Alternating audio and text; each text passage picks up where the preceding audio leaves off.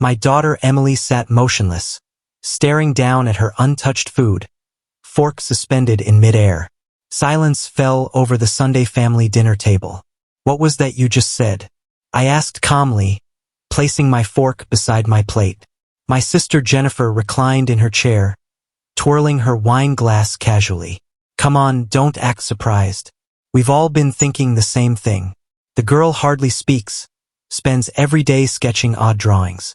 That's not typical behavior for a 10-year-old. Emily's shoulders drew inward. Her small hands clutched the edge of the table until her knuckles turned pale. "Jennifer." My mother's tone held a clear caution. "I'm only voicing what everyone's too courteous to bring up."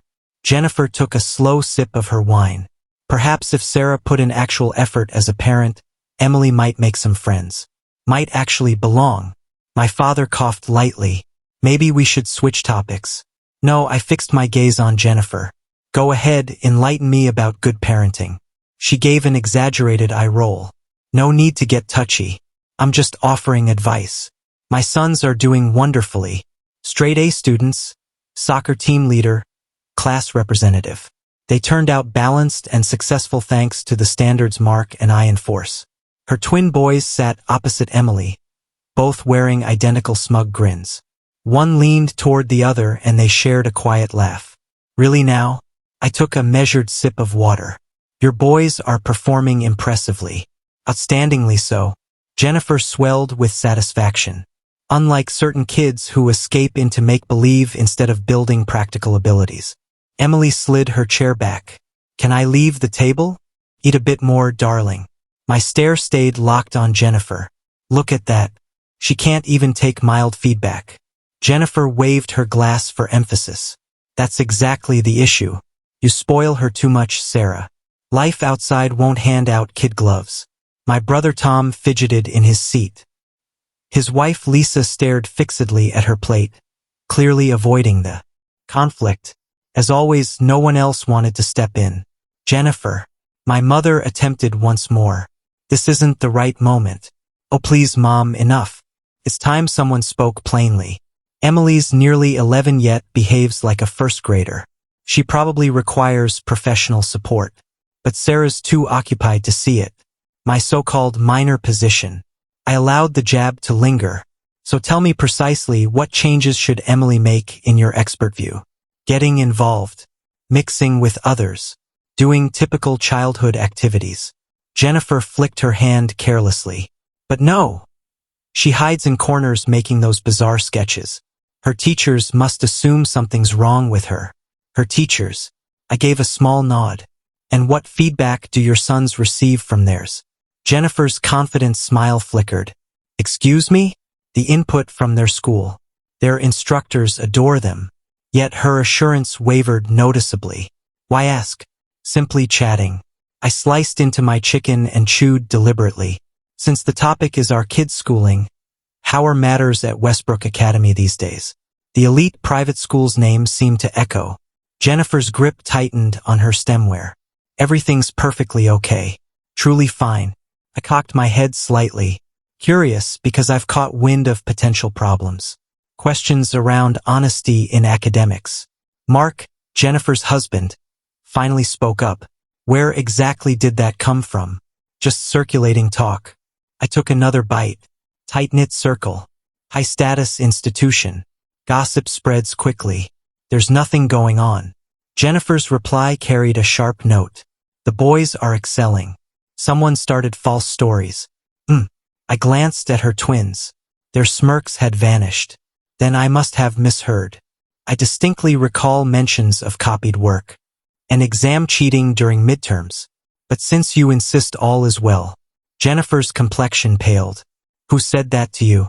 "So problems do exist." I laid my fork down. "Fascinating that you skipped mentioning any of this while judging my mothering skills. That's unrelated. It's all a mix-up." "Is it really?" I maintained a neutral, even tone. Purchasing ready-made papers online doesn't leave much ambiguity. Very little chance of misinterpretation. The entire table fell hushed. My father set his utensils aside. Tom gaped at me openly. "How could you possibly know that?" Mark's question came out strained. I keep informed through reliable channels. I noticed Emily had raised her head a fraction, quietly observing. From what I know, the Academy handles cheating and dishonesty with zero tolerance, particularly when it repeats. We're addressing it. Jennifer's fingers trembled faintly as she placed her glass down. The institution is cooperating with our family. Are they now? I smoothed my napkin. That's remarkably lenient, considering what they've uncovered. Essays that match content from essay for sale websites. Test responses copied word for word. Digital logs proving access to forbidden exam materials mid-test. Jennifer shoved her chair backward. Enough of this. Why stop? I believed we were openly discussing parenting styles and child growth, along with real-life outcomes. I turned toward my daughter. Emily, sweetheart, what grade did you earn on your most recent English composition? A plus. Her reply came out soft, almost inaudible. And you wrote every word yourself? She dipped her head in confirmation. Your personal thoughts? Entirely original expression? Yes, Mom. I shifted my attention back to Jennifer. Notice something? My daughter may prefer silence. She may choose sketching over team sports. Yet she remains truthful. She completes assignments independently. She possesses character. This situation bears no resemblance. Jennifer's volume increased. You're distorting the facts. Am I? I settled deeper into my seat. You entered our parents' home and attacked my child. Labeled her strange. Implied she requires intervention. Held me responsible for her nature. Meanwhile, your own sons stand on the brink of removal for organized, repeated cheating. They won't face expulsion. Jennifer's certainty had faded. Not immediately. I lifted my fork once more. The review meeting is set for Tuesday, correct? 3 in the afternoon? Inside the principal's private meeting space. Utter stillness. Mark rose abruptly. How are you aware of specifics from a private school procedure? Perhaps my knowledge exceeds your expectations. I drank more water calmly. Perhaps the modest career you mock holds more weight than you realized. What are you implying? Jennifer's pitch had climbed sharply. My mother leaned in. Sarah, explain yourself. Mom, you're aware I've been employed at Westbrook Academy for 2 full years. Aren't you? You thought I handled clerical filing. Jennifer seized the detail. You sort documents. Is that your impression? I offered a faint smile. Did you ever bother inquiring about my actual role? Or did you simply presume? Jennifer's face lost all color. You aren't. Correct. I'm no clerical staff member. I paused to let it sink in. I serve as the head of academic standards. I supervise every issue involving scholastic honesty. Every incident of copied work, test fraud, or deception lands on my desk for review. Mark dropped heavily back into his chair. One twin emitted a tiny gasp, which indicates I went on, tone steady and composed, that I personally examined all documentation concerning your sons. The trail of acquired compositions. The recurring pattern of matching incorrect responses, pointing to circulated cheat sheets. The questionable internet activity logged on their provided devices. The accounts from 3 separate faculty members who flagged inconsistencies. Jennifer's lips parted, then shut, then parted once more without sound.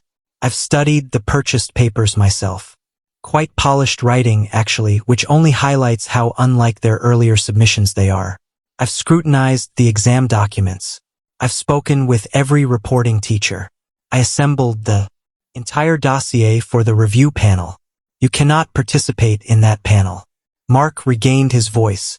Family connection. Clear conflict. You're entirely correct. I inclined my head. Precisely why I stepped aside from any decision-making. Nevertheless, I assembled and organized the proof.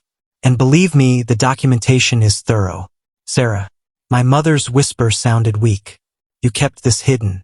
No one inquired. I scanned the faces around the table. Everyone simply decided I was Jennifer's underachieving younger sibling. The one raising an odd child while holding a trivial desk job. Details never interested anyone. Tom scrubbed a hand over his face. This feels unreal. What feels unreal is Jennifer dedicating years to subtle digs at my daughter, while her own sons cheated consistently through one of the top private institutions in the region. I kept my delivery measured. Emily may stand apart. She may favor solitude, creativity, and introspection. Yet she is genuine. She belongs to me, and I refuse to hear another word of judgment directed at her. Emily now stared at me openly, eyes enormous. Tuesday's proceeding will settle whether your sons receive permanent dismissal or only temporary removal. My words aimed squarely at Jennifer and Mark. Considering the extent and frequency of the breaches, the panel currently favors full expulsion. They will almost certainly need to disclose this incident when applying elsewhere in the future. You cannot allow that outcome. Jennifer's tone cracked. They're your own nephews. I hold no voting seat. I already clarified that. I rose, gathering my plate along with Emily's. Even if I did, rules on scholastic honesty admit no exceptions. Choices bring results. You ought to grasp that concept.